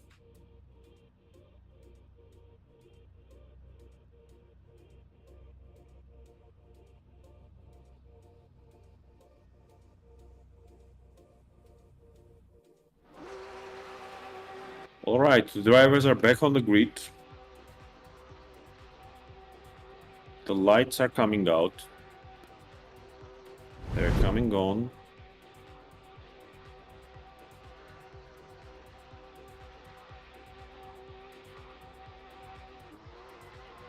Okay, and off we go. David is in a white car. Sorry, David is in a red car, and David's Saba, in the red car, Giorgi is going in the into white the car. corner with slides, and lost him. Goes over the ramp. Nice and tidy. He just touched the wall on the inside. And he's now gonna take the last corner of Full the throttle last into the chicanes. hairpin, Oh no, and, Giorgi hasn't made a mistake. He slides Yeah, all that's- over the round. He hit the wall. That will be very costly. That will be very costly. I don't think he can recover from that, unfortunately, as David goes into the second lap already with a strong advantage, and he slides his Cayman a little bit, jumps a little bit, goes into this, approaches the hairpin. Is he going to slide it? No, I wonder. No, he just takes Very the neat, corner very very tightly. neat. Yeah, very And tightly. Giorgi was Just managed the speed correctly. flying over his head over this ramp as they approached to the last U-turns, both of them. But I think Saladze is way ahead of Giorgi. Yeah, he's way ahead. That's like multiple seconds. Finished. Crossed the Yeah. line for the second point. And we do have the winner of the last duel in top 8, so we have our semi-finalists. So can we have a look at the semi-finalists? Let's see who they are. This is Luca Makharashvili and Sandro Gianturia, and Sandro Tavartkiladze and David Saladze. So absolutely correct. I would say that Luca Makharashvili loves single-seaters, so he competes as well as Sandro Tavartkiladze has a lot of experience with them. Yeah, but like, I mean, compared to David Saladze, he has much bigger experience with single-seaters and open-wheelers especially, as well as in sim, also in the real life, since he competed with Formula Alpha in Georgia, and he also represented Georgia on the motorsport events, driving Formula 4 plus car there. He competed in Formula Renault Asia also, where he took 3rd place a few years ago. So he's quite experienced in single-seaters. Now we are, well, can we introduce the next car, German? Welcome aboard to the next class. Okay, so next class we have Dallara F312. It's lightest car out of all, 556 kilos, 272 Newton meters, 220 brake horsepower. So it goes 230 kilometers an hour, but that doesn't matter here. But it is the fastest car around this track, and the lap times are going to be the fastest subsequently with this car. Like and 550 kilos. It will be so snappy in the corners. Yeah, one might think that, single-seater in this format doesn't look right, but I mean, it drives. It drives Monaco. Very well on this track. It's Monaco. Yeah. Who thinks of Monaco without Formula 1 car? Well, it's not Formula 1 car, but like it's an open seater at least. Yeah, it has a very good nose authority around this track, this car. So it's very easy to throw it around, and you can even slide it a little bit. I mean, if you don't overshoot. So yes, and the aerodynamics are just enough for this car to drive. This is not Formula 1 with its big, long gears. It doesn't have any struggles off the line. I think it's just the perfect fit for this format, for this length, for this when we were testing these cars, event. Out of all the cars which were available, I mean, this one was just the sweetest to drive around this track. Maybe even better than the R5, maybe. Like the next round into which we go, like starting from TCR, then into the Porsche, then comes the open wheeler. With all the next rounds comes in more spectacular and more spectacular vehicles. Like Porsche was a nice thing to watch, how it was slidey and bouncy, and how drivers were keeping on the verge of grip limit. But this car is also like fantastic thing to go, especially when they go through the chicane at high speeds, just like snipping. I can hear the driver revs into the server. I think both drivers are into the server. So we have Luca Makharashvili and Sandro Gianturia as participants. Drivers.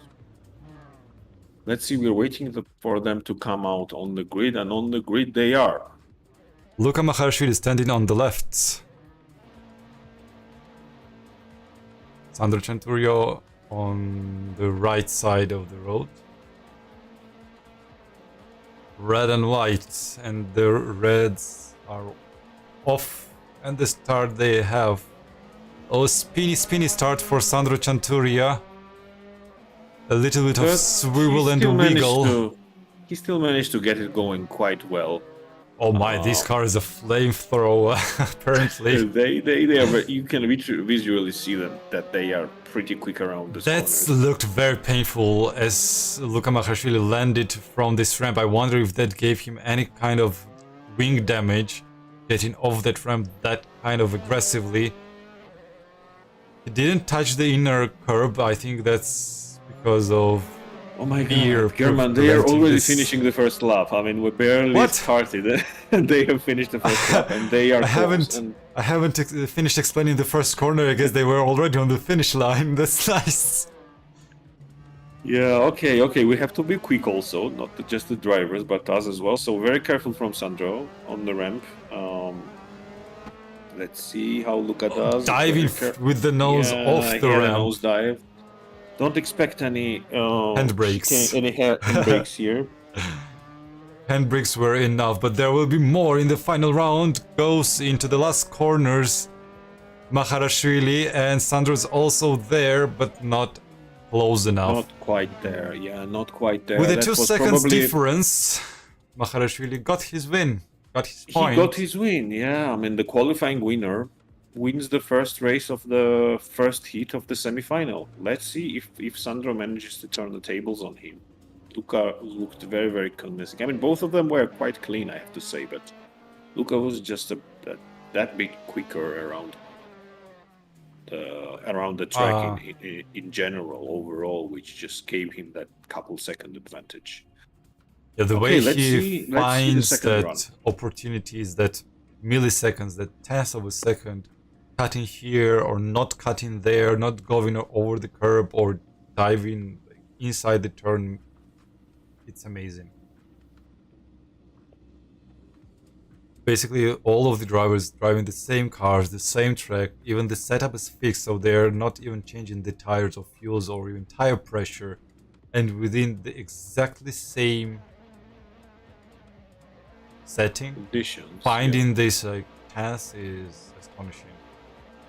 Okay, let's see what they do in the second run. So 4, 5, 6 lights are on. And they're off, and Sandro got away just that little bit quicker. So he's gonna be first into the first corner now. They're both very clean into the first corner. Sandro is now going into the fast section, will be over the ramp, and he slid his car a little bit going up on the ramp. I cannot see Sandro properly. Somehow the cameraman dozed off, I guess. And the cars are very low, and sometimes they get lost. Oh, he touched the wall. Luca Maharashvili has touched the wall. I wonder if he got any damage on the suspension, because it's an open wheeler. It's so easy to get damage, and I think he does because he got a lockup. I think he has a big damage on the front wing because you can see how it hangs on one side. It's a very, very good opportunity for Sandro Chanturia to gain a victory and get 1 point. And there will be 1-1, and I think he might be able to do so, because Maharashvili struggles, really struggles to go around the corners with damaged downforce and damaged suspension, I might bet. But he's there's now the final going round to the finish line, and Sandro Chanturia Chanturia spins. Oh my god! spun, I mean, that was a spun. 360 spin. He recovered and he finished, but he touched I don't the know. wall too much. Yeah, I don't know. I Touched think the wall I too think much. Luca was winning it anyway, despite the damage doing. I think he had an advantage anyway. Had Sandro not crashed, I think Luca would have still won. So he's into the final. The winner of the qualifying Congratulations session goes into to the him. final. Yep. Congratulations to him.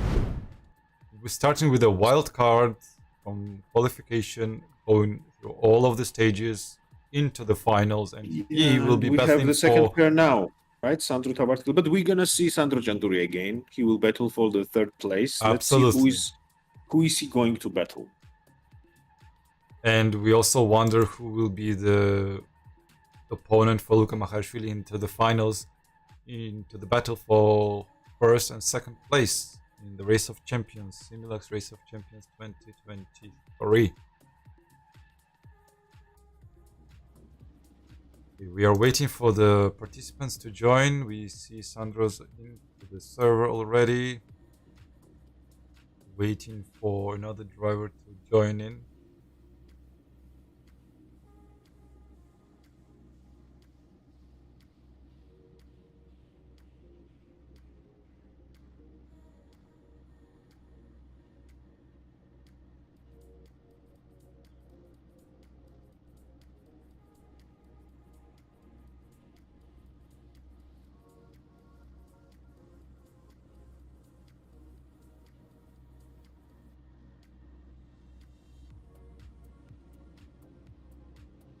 Yeah, we have a little bit of pause. We have to wait for drivers to come into the server.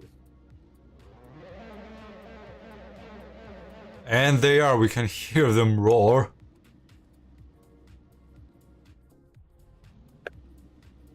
Onto the start line. Sandro Tawartkiladze versus David Saladze.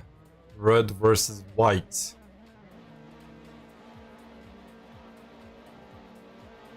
The bar is red, the lights are on, and now they go off, and Saladze got a really decent start, but he got a really big wheel spin.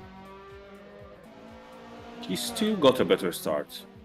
Let's No see how way. they go from here. But Saladze was definitely better on the start. Sandro was a little bit too conservative. He's now into the thrust section and he will have to approach the hairpin while Saladze goes over the ramp just on top of him. Sandro managed to turn tightly into this hairpin and now he's gonna accelerate towards the last corner. But I think that's the only place where Formula, like open wheelers in general, have that much steering input on the track. Yeah. Actually, they do it in the Monaco hairpin, so they do full lock. So, Oh, actually true, yeah. So it's Monaco like hairpin. all in There place is a and big so slide on slidey in the first corner for Sandro Tawartkiladze. And it seems so that David Saladze just might have a slight advantage over Sandro Tawartkiladze into the last sections. There were some sparks. So tight. I mean, so nice from Both of the drivers. Saladze into the penultimate corners, and now he's into the last corner. So close, Oh will it my be? god, And this is Sandro close, and Sandro wins it. Sandro wins it by Tawartkiladze. maybe a second or less. But he 6/10ths he of a won. second 6/10ths of a second. was just enough for Sandro Tawartkiladze to get a victory. But overviewing the times, I think Sandro Chanturi and Luca Porsche had closer times. I mean, Luca Porsche went into 1 minute 20 seconds of the lap, so it's an interesting pair. Yeah, I expected Tawartkiladze to have an advantage, honestly, based on his experience with single seaters. Well, he had an advantage, but I will also admit I was expecting for more. Yeah, I mean Saladze put up a really good fight, and he's in the fighting chance to get this one. I mean into the third run. Now they switch the position, going into their last battle, the last battle of the top four. Before top four, like the semifinals, before we move to the finals.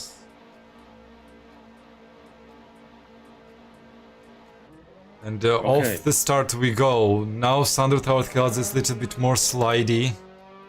But they are both good off the line, quite equal, I have to say. Going into the first corner. It's a bit too narrow on Sandro's side, might be a little bit too bouncy for him. Yes, and this track, I mean, on this car, it's very dangerous to take curbs. I mean, sometimes they just insta-kill.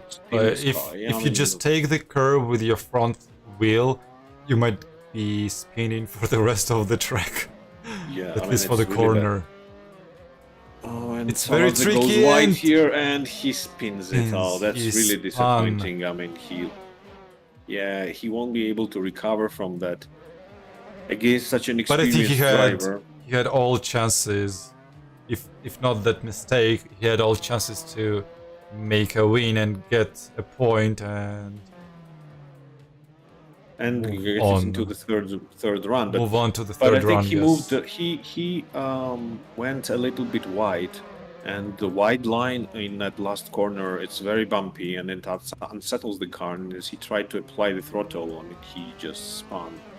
So Sandro will win it quite confidently, I believe. And, Yes, absolutely, he does. So and goes into the final with a So very we comfortable are finalists, 5.5. right? Yes, with a 5.5 second lead. So Sandro if we look at the Tawartkiladze bracket, is going on to battle for the win of Simulexe Racing Race of Champions with Luca Maharashvili, but we also have the bronze match, the battle for third, in between the Sandro Cianturia and David Saladze.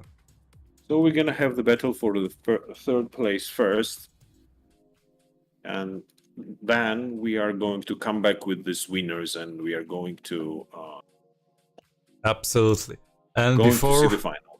And before moving to the finals, let's introduce the viewers to our final car. Ford Fiesta R5 WRC class with 297 brake horsepower with 420 Newton meters of torque with a turbo and anti-lag system that all sound will like and love. Approximately 1230 kilos of weight with a top speed of 195. Don't be surprised by its merely low top speed, but that's basically more than enough for Limited rally by stages. gearing, and they are almost like topping out. I mean, on this track, from what I saw from practices. They might. Yeah, because when they accelerate out of the last corner, I mean, they go into the sixth gear, and or it has 5 gears if I remember. If I don't remember correctly, I don't know, but they are almost hitting the top speed before breaking into the first corner.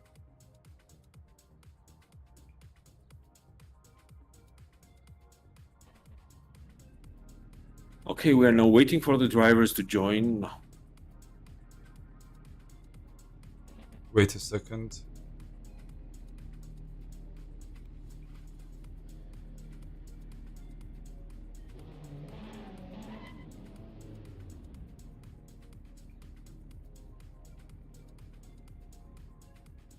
We will have the final restart of the server with Ford Fiesta into the place, replacing Dallara.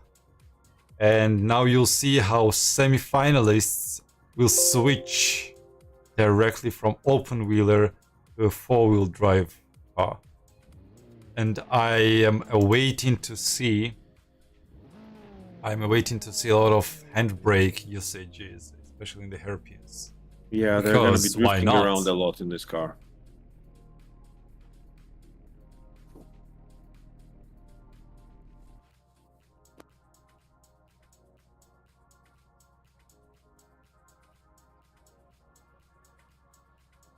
Okay, I see that Sandro Cianturia, the first contender for the first place, is on the server already. I think Or are we going to restart it again? we restarted it again. Now they will be joining into the server.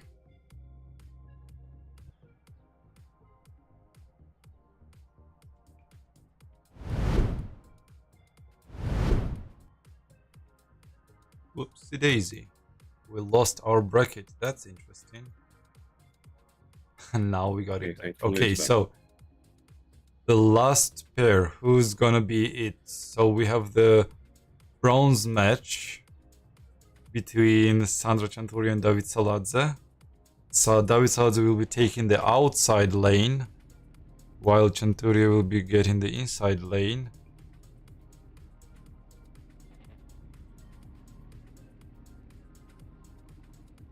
Okay, I see Saladze is on the server already. He's ready to race. Let's wait for Sandro. I have a small issue. I've lost my mouse.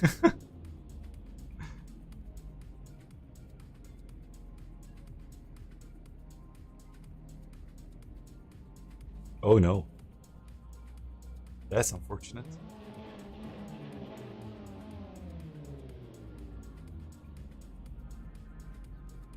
Okay, now I got it back, finally. Okay. We are ready for the final battle for third. Starting off with David Saladze versus Sandro Chanturia. David Saladze on the outside, Chanturia on the inside. Getting ready for the final run. Alright, Round four. 4. One from these guys. It's a battle for third place. Let's see. They both get away well. I mean, you can't get away badly with this car. David is just fresh from his experience with a single-seater, while Sandro had a little bit of time to... Oh, and a nice slide there from Saladze. Oh, good. That was Opposite really lock into That the was really SS. Oh, that's jump air. there. Oh no, oh no, my so much God, that upset is- the car. And Saladze another made error. a very bad error here. He just pulled the handbrake very early, which basically Wrong left him against timing. the wall. Just Yeah, wrong it was timing.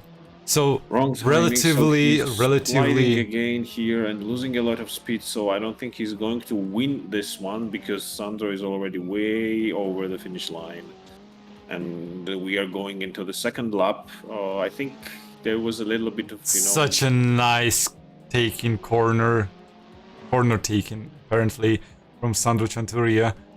Sliding with all of 4 wheels, going into the hairpin. That's the right timing. That's how you take the hairpin with a handbrake. Yeah, I loved it. That's exactly how you do it. Going into the last U-turn. Approaching the start-finishing line, and Sandro Chanturia is across the line, while Saladze he wins has it very hit comfortably. And Oh, Saladze had dancing. multiple errors, so dancing across the line. Let's see if he manages to turn the tables in the second run. I mean, he got his feet. It's all fresh. Back It's all with his new. Car, yeah. I mean, he was might- racing with a single-seater 5 minutes ago, and now he switched immediately to the R5 rally car, while Sandro Chanturia had a little bit of time. So you see Saladze is practicing his handbrakes here. So he's getting ready for the second hit. Let's see if he has a chance in the second race, because we couldn't really tell how close these guys were pace-wise, because Saladze made that crucial mistake, which cost him multiple seconds. So let's see in the second race. The decider battle for third place. Who will get the third place in the Race of Champions of 2023 by Simulexe Racing? And they are on the starting line, waiting for the race to begin.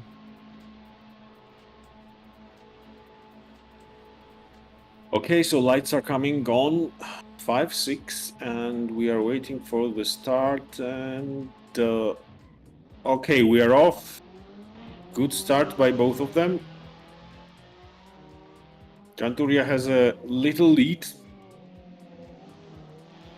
I think this car gripped very well. I was waiting to see more spinning from the start, but like almost zero smoke coming from these tires, unless they are taking a corner. Oh, nice jump, but still upsetting the car. And this time he manages to control it really well.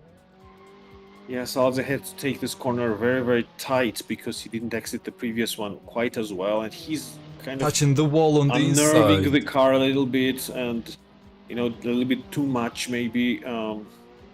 I noticed too much wiggle from Sandro Chanturia's side. I think Sandro still has an advantage. He still has quite an advantage over David, but let's see if David manages to do something about it. I don't know what to say about this jump. Was it harsh? Was it good? Was it perfectly initiated? It's hard to say. Oh no! And the big crash. Oh my God, that's he just tried that corner, just went in too fast, and Pushed too that much. definitely cost him. That definitely cost him a chance to get a chance to Bounced take up it badly. to the third round. So Sandro wins the second one. Clean as Congratulations to well. Sandro then with his third place in Third place for him. Yeah. Simulexe Racing Race of Champions of 2023. There was a Well time. done, well done, well Yeah. done, well done. There was a time when they called Sandro the Mr. Third Place, and he managed to overcome that curse, let's say, a couple of years ago. So he won his title with drifting and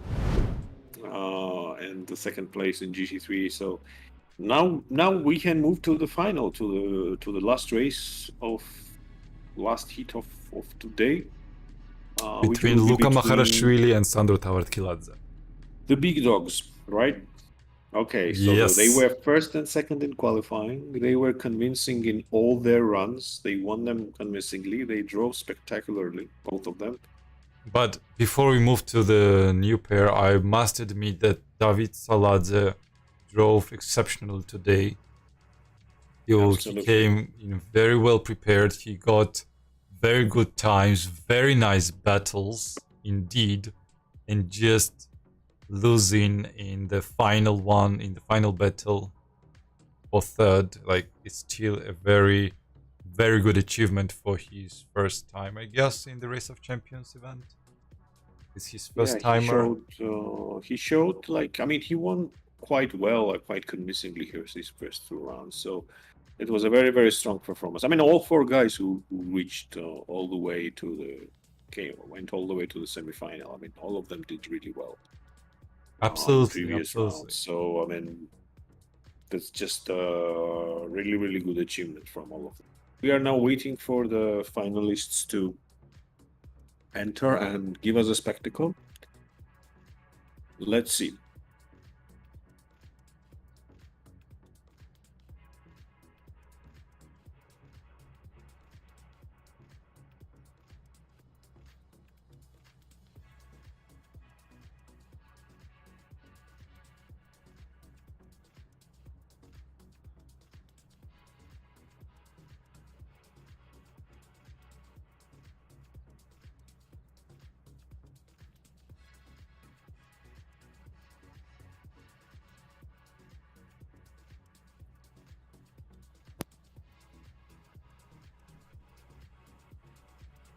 Right, I hope they don't have any issues joining the server.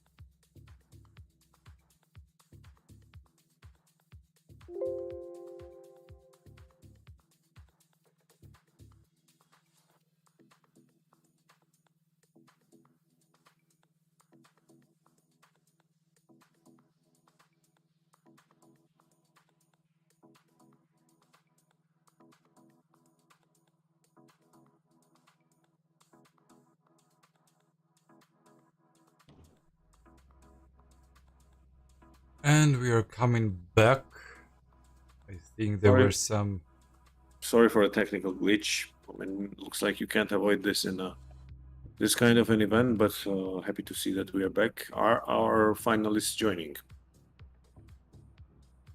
We're waiting for them to join up the server, and before that we will once again remind you who will be the finalists, the final pair of the event. That would be Luca Porsche, who got the wild card from the Simulexe Racing organization and went from qualifying, went to the finals, obliterating the times and in every battle winning with very big advantages. Amazing driving today with all of the cars, though there will be one more spectacle to watch how they will cope with the 4x4s.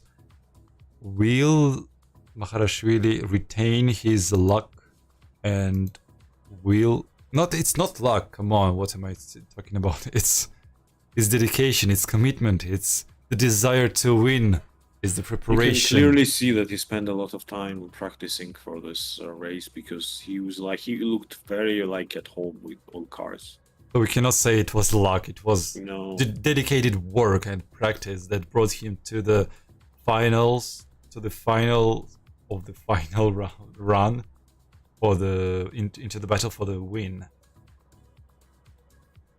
So let's see, as we are trying to solve our technical issues. I can already see some of the participants joining the server. A couple more seconds and they will be in. But I think, like, I'm sorry for the viewers that you have to wait a little bit, but I think that will be worth the wait. Yeah, we have. I mean, they were clearly the two best drivers today. I mean, no question about it. So, yeah, and they really deserve to be in the final. So, I mean, whichever one wins, I hope they just give us the best possible. I don't want to spoil the last run, but to be honest, overviewing all of the battles and the times of the races and the drivers got in there, Luca Maharashvili was just slightly faster with every car than Sandro Taortkiladze. But I know that Sandro Taortkiladze has a lot of experience driving the all-wheel drive cars, 4x4s, in real life, onto the rally sprints. He competed a lot in Subaru Impreza, so I mean, yeah, there is so definitely therefore, no lack of experience. So Luca Maharashvili is warming up for his final round, for his final run. I wonder what's the technical difficulties on Taortkiladze's side, why we cannot see him in the final run.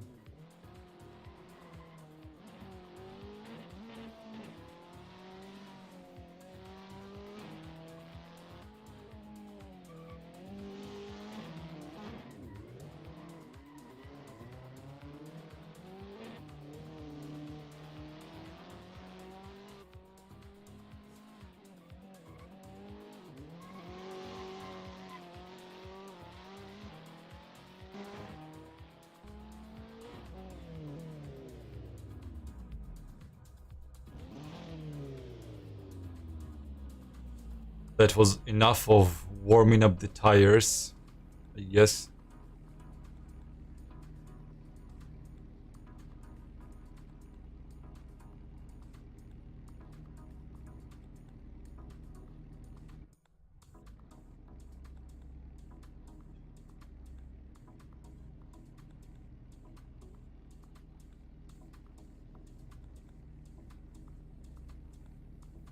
So far we cannot still see the second participant, and once again we are giving him a technical time off to restart the hardware, to correct the software issues if he had any, and we might be seeing him very soon. But I'm just dying for this battle. I'm dying to see this final battle. all of the evening, through all of the rounds, throughout all of the event.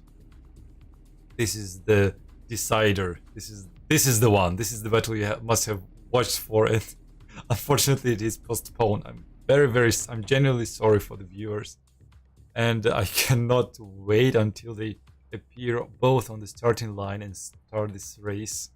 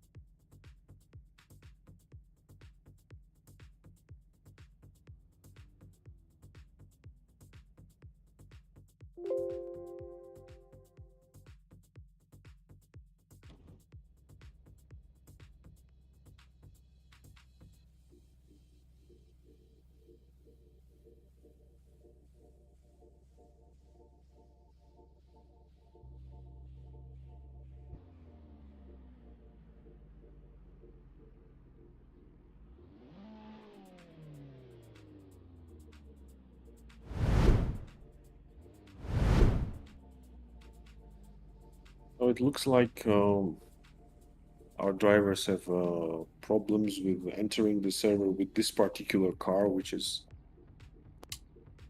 strange, and we will try to solve these technical problems as soon as possible. Well, at least one of the participants has already solved this issue. Yeah, I'm happy to see the other that. one just has to do the same to be able to enter the server. Let's hope for the best and see that he will be able to join the server. That will be very, very unlucky. Events, like combination of events, if he won't be entering, it will be just very sad for him due to the technical difficulties not being able to join the server, and thus just gifting away his probably a victory. Might be. By the way, last year Sandro Tavartkiladze has come in second on the inaugural Race of Champions event held by Simulexe Racing, and again a guy who finished in first and won the first Race of Champions of 2022 was Misha Tsiskaridze, who is today unfortunately absent. He wasn't able to come and participate into the event to defend his crown of the Race of Champions winner, and he got into through qualifying sessions, and he, just like Luca Porsche, through hard practice and dedication, went through all of the rounds, all of the stages, and completed and has won the victory.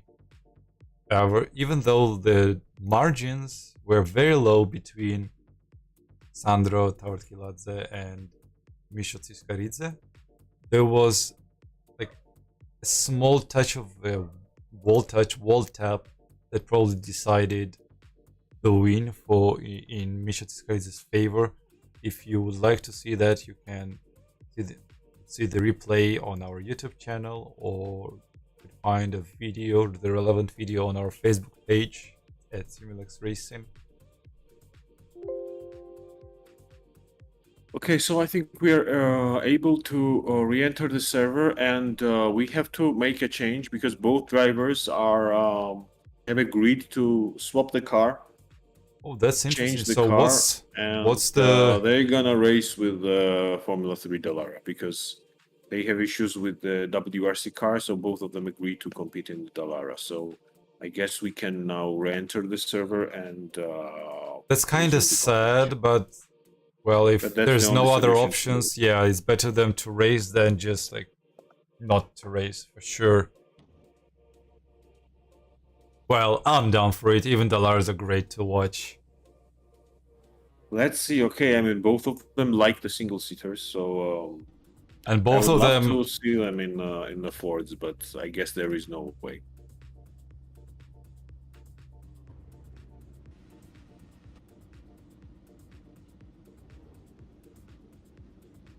Okay, are they both in the server? Yes, they are. So we can already start the final race of the Race of Champions event. Unfortunately, not as supposed to be, not as smoothly, but it is what it is. So the title decider for both drivers will happen with Dallara Formula 3 cars. Luca Porsche is starting on the right side, Sandro Tavartkiladze on the left side. Off they go. Off they go. Good start by both of them. Sandro Tavartkiladze spun his car very aggressively. Didn't quite spun, but very aggressive start from him, and it cost him some time, maybe a tenth, maybe two, I don't know, but he spins it again. Some slight action from Luca Porsche in the first turn. Off the ramp they go into the fast section, approaching the needle pin, I would say. It's just the hairpin. Goes out, barely avoiding the wall. Porsche is now into the last corner while Sandro is in the chicane, and he crosses the finish line, and Porsche is right there with him. I think they are quite even, I have to say. That might be the closest finish we see today. And we have seen quite a number of close finishes. during this Exactly. race today, and now So the lowest time to beat is 0.69 so a second is the time to beat. now this is they're coming to the end of the race one. Tabartkulada exits the last corner, accelerates, and Makharashvili is into the last chicane, and he wins it. He wins it by about a Luca second. I mean, Makharashvili.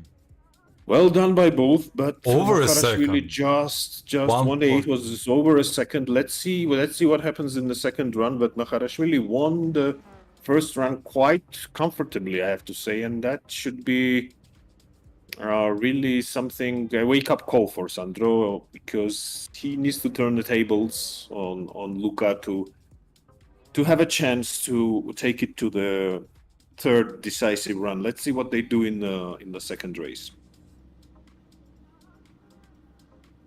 So we have about 20 seconds before the start of the second run It's of the the last heat. final countdown. Well, we will see if it's the final countdown. I mean, if Luca wins. Well, yeah, obviously it might ends up not being be final, actually. it might not be. Yeah. Let's see what these guys will give us. Switching the positions. Sandro Now, Tawartkiladze in Sandro the is on red the F3. inside.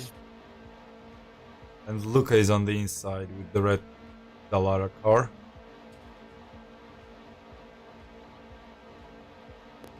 All the lights out and away we go with decent start from both drivers. They are approaching the first corner with Luca being just slightly ahead. Let's see how they negotiate the rest of the track. Oh, I think Luca overshot a little bit going into that corner just before the ramp. But we couldn't see Sandro it just well, but negotiated oh the hairpin my, right he now. locked up a little bit in this U-turn. He's going into chicanes. the chicanes right now, and Sandro is just drifting. exiting. He's just drifting. He's just drifting. First corner goes in. Luca Makharashvili, I think he once again has an advantage. Yeah, yes, he has. Luca has an advantage. Unless he hits a wall and damages his car, he might be well off the win. Oh no, he almost touched the wall with his front wing by locking up in the hairpin, but I think he's all good. Going into the final U-turn. Both drivers are into the U-turns, but who will come out on top? And it's Makharashvili. He wins it. Congratulations to Luca. I mean, with a very sensible lead of over 2 seconds. Luca what a drive! Makharashvili. I mean, what a performance by this guy. I mean, he never put a foot wrong for the entire Absolutely competition. not. I mean, He had a never mistake, lost a but single. he quickly recovered from every single one of them, and I mean, that is some amazing drive there. Both drivers are celebrating for first and second place in the Race of Champions. Congratulations to both of the drivers, amazing drives. But oh my lord, Makharashvili was astonishing, like that was something. Yeah. He was convincing throughout the entire race, and I have nothing else to say but congratulate him on this amazing performance. And he started off the season like on top, on a really, really good note, and I know that he's going to compete in the GT3 Championship and in the F1 Championship, which will follow that. So really, really great start of the year. Well, I hope good start from Sandro as well, but Luca was. I hope to see the both drivers next year, and they might be challenging each other once again into the finals, and maybe the result might be different, because who knows? Next year the race will be different, the layout will be different, and the cars of course will be different, as well as the invited guests. And let's not speak about next year. Let's sum up today's. Yeah, so I think sum up that Luca won, Sandro Tawartkiladze was second, and Sandro Gianduria was third. So absolutely right. So, and also David Saladze made it into the semifinal and finished fourth. So on this note, I would like to say thank you to all the viewers, all the people who were watching, commenting, liking, etc., etc. Please follow us on Facebook, on on YouTube, and we will be giving you some of the most interesting sim racing content. We will have the National GT3 Championship, F1 Championship, and many other events to come. Also, well noticed might be an endurance event. So stay tuned, keep it up, like and subscribe not to miss any other new events or live streams. And I think that's all for today. Bye bye. Thank you very much. Goodbye.